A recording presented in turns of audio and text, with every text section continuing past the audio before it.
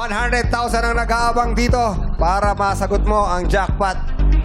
Pero syempre, kailangan mo sagutin ang tama. Dahil pag mali, 1,000 lang yung makukuha mo. Ngayon, may o-offer si Sir Ogie sa'yo.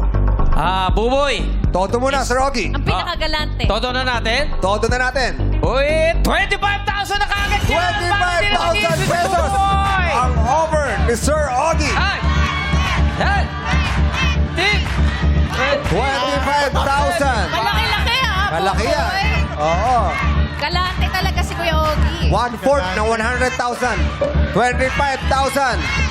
Palaban ba talaga si Buboy? Sabi ng asawa mo, palaban ka. Pat! O lipat! Lipat!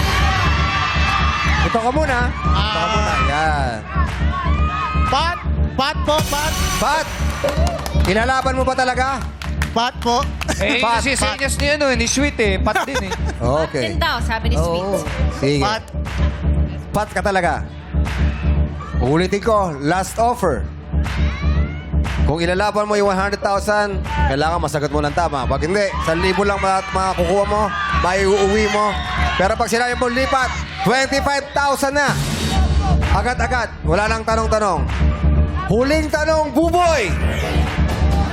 25,000 ang offer. Ilalaban mo ba ang 100,000? Pat! O lipat!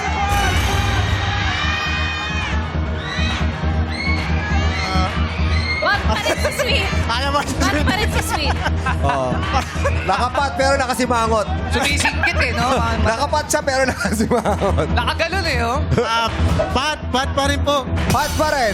At dahil pat ang pinili mo, magtatanungan na tayo. Tama nga sinabi ni Sweet. Palaban ka. Good luck Pat, sa'yo, Pat. Buboy. Pat. Okay. Upo ka lang. Yan. Hindi wag upo. Tayo ka lang dyan. Yan.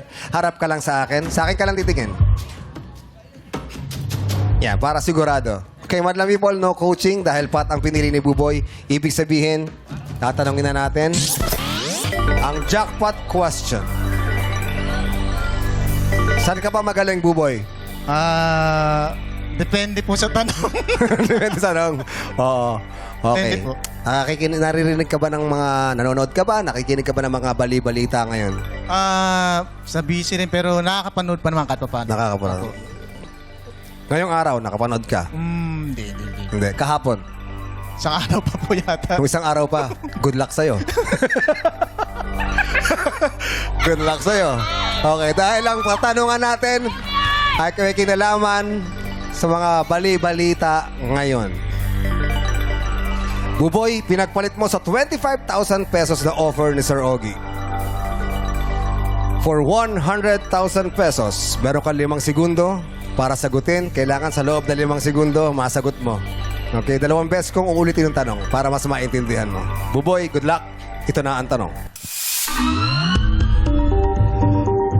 Ano ang popular na tawag sa Republic Act number 11313 na isang mahalagang batas sa Pilipinas na naglalayong protektahan ang lahat ng kasarian mula sa iba't ibang uri ng sexual harassment kagaya ng catcalling o mga bastos na komento, wolf whistling o paninipol, groping o panghihipo, misogynistic o homophobic remarks, stalking o pagmamanman, at online harassment.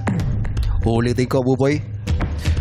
Ano ang popular na tawag sa Republic Act number 11313 na isang mahalagang batas sa Pilipinas na naglalayong protektahan ang lahat ng kasarian mula sa iba't ibang uri ng sexual harassment kagaya ng catcalling o mga bastos na komento, wolf whistling o paninipol, groping o panghihipo, misogynistic o homophobic remarks, stalking o pagmamanman, at online harassment. Buboy, meron kang 5 segundo para sagutin. Go. Cybercrime. Ang sagot ni Buboy ay cybercrime. Tama kaya ang cybercrime? Ang sagot ni Buboy ay cybercrime for 100,000 pesos. Cybercrime is